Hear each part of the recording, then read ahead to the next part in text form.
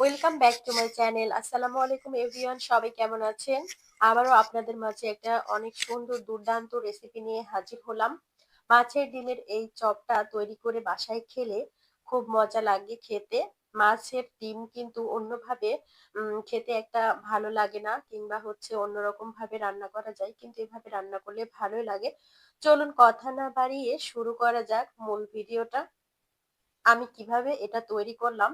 এখানে চুলায় আমি একটা প্যানে সুন্দরভাবে পানি গরম করতে দিয়েছি, আর এখানে মাছের ডিম আমি নিয়েছি। মাছের ডিমগুলা কালার দেখতে কালো হলেও মাছের ডিমগুলো সাদা হয়ে যাবে পানিতে দিলে। এখানে দিয়ে আমি সম্পূর্ণটা নেড়ে চেড়ে সিদ্ধ করে নিব। একদম দেখতে খুবই খারাপ লাগছে, কিন্তু খেতে কিন্তু দুর্দান্ত এবং স্বাদ ছিল।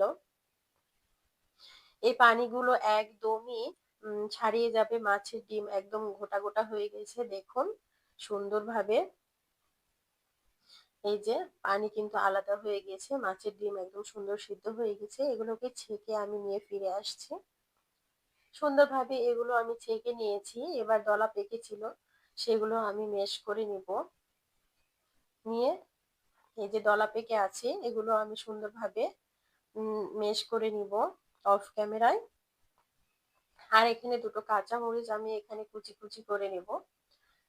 ভিউয়ার্স, ভিডিওটি যদি সামান্যতম ভালো লেগে থাকে, কোনো না কোনো অংশে যদি ভালো লেগে থাকে, অবশ্যই একটা লাইক দিয়ে স্টার্ট করতে ভুলে যাবেন না। একটা লাইক কিন্তু আমাকে অনেক উৎসাহিত করে ভিডিও তৈরি করার জন্য এবং অনেক দূর নিয়ে যাওয়ার জন্য। যদি চ্যানেলে নতুন হয়ে থাকেন, অবশ্যই চ্যানেলটি সাবস্ক্রাইব করে পাশে থাকবেন। আমার এগুলো কুচি করা হয়ে গেছে। এখন আমি এখানে ধনিয়া পাতা কুচি করে নেব। অনেক সুন্দরভাবে একদম কুচি কুচি করে নেব, যাতে মাছের ডিমের সাথে মিশে যায়। আস্তে আস্তে সম্পূর্ণটাই আমি কুচি করে নিচ্ছি। মাছের ডিমের এই রেসিপিটি সঠিকভাবে যদি তৈরি করতে পারেন, তাহলে কিন্তু অনেক স্বাদ লাগে। কিছু উপকরণ দিয়েই কিন্তু এটা তৈরি করা যায় ঘরোয়া ভাবে। বাসায় অল্প কিছু উপকরণ দিয়ে আপনি এটা তৈরি করতে পারেন, খুবই ভালো লাগে খেতে। আমার এগুলো কুচি করা হয়ে গেছে। মাছের ডিমের সঙ্গে আমি দুটো ডিম অ্যাড করব। সেজন্য দুটো ডিম আমি এখানে ভেঙে নিব এবং ফেটিয়ে নিব। দুটো ডিম আমি ভেঙে নিচ্ছি।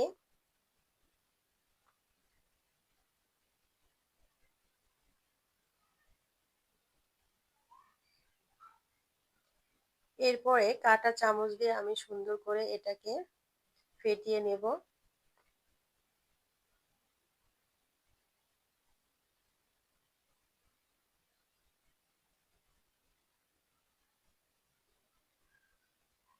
এটা আমার ফেটিয়ে নেওয়া হয়ে গিয়েছে। এরপরে আমি ডিমের চপগুলো সুন্দর করে মেশ করে নিচ্ছি দেখুন। সুন্দরভাবে একবারে মেশ করে নিতে হবে, কারণ এগুলো দলা দলা থাকলে কিন্তু ভালো লাগবে না খেতে। আমার এগুলো মেশ করে নেওয়া হয়ে গিয়েছে। এখানে আমি চাউলের গুঁড়ি আছে, সেই চাউলের গুঁড়ি আমি দিয়ে দিয়েছি, ময়দা না। আর এখানে ফেটানো ডিমটা আমি এখানে ঢেলে দিলাম। তারপরে দেব স্বাদ মতো লবণ, তারপরে হলুদের গুঁড়ো, এরপরে অ্যাড করে দেব মরিচের গুঁড়ো,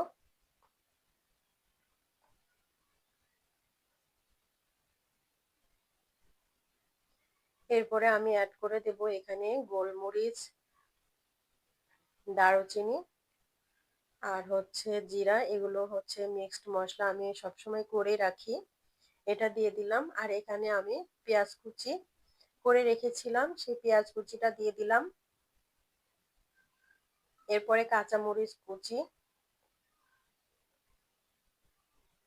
এরপরে ধনিয়া পাতা কুচি আমি এখানে অ্যাড করে দিলাম। সম্পূর্ণটাই দিয়ে দিব, খেতে ভালো লাগবে।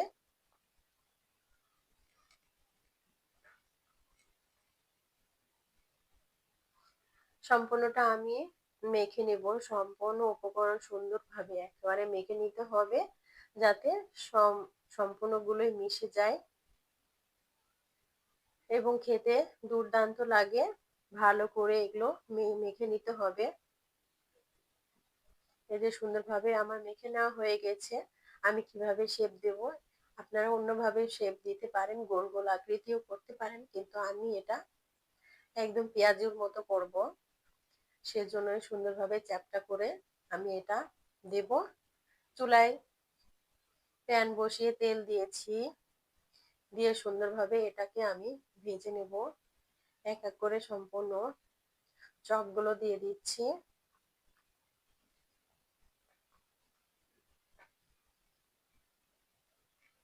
এরকম করে ভেজে নিলে কিন্তু খুবই ভালো লাগবে। চুলার আঁচটা কিন্তু লো টু মিডিয়ামে রাখতে হবে, কারণ এটার ভেতরে অনেক কিছু উপকরণ দেওয়া হয়েছে, যেগুলো সুন্দরভাবে সিদ্ধ না হলে খাওয়া যাবে না। ভেতর থেকে একদম সেদ্ধ হতে হবে। এজন্য আর বেশি যদি দিয়ে দেওয়া হয় চুলার আঁচ, তাহলে কিন্তু পুড়ে যাবে। অল্প আঁচে এটাকে সেদ্ধ করে নিতে হবে। এগুলোকে উল্টে পাল্টে সুন্দরভাবে ভেজে নিচ্ছি।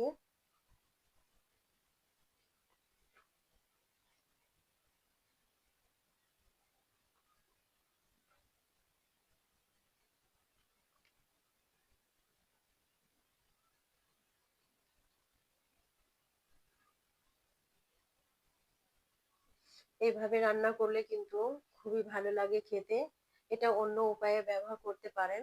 এই চপটা যদি এভাবে রান্না করে কোনো ঝোলের তরকারিতে যদি অ্যাড করা যায়, কিন্তু খেতে খুবই ভালো লাগে। আমার এগুলো ভাজা হয়ে গিয়েছে। এগুলো সম্পূর্ণটাই আমি আস্তে আস্তে উঠিয়ে নিচ্ছি। বেশি ভেজে নিলে কিন্তু খেতে ভালো লাগবে না, পোড়া পোড়া একটা গন্ধ লাগবে।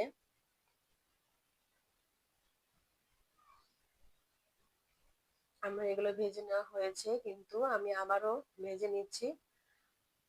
আরো অল্পটুকু থেকে গেছে, এগুলো আমি ভেজে নিচ্ছি। ভিডিওটি কেমন লাগলো অবশ্যই কমেন্ট বক্সে জানাতে ভুলবেন না ভিউয়ার্স। সুন্দর একটা মন্তব্য রাখবেন।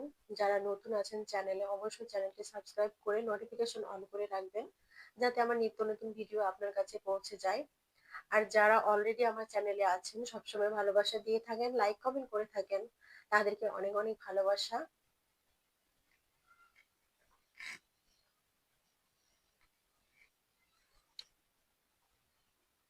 এগুলো আমি একইভাবে উল্টে পাল্টে ভেজে নেব লাল লাল করে। দেখুন কতটা লোভনীয় হয়েছে। আমার চপগুলো বানানো হয়ে গিয়েছে।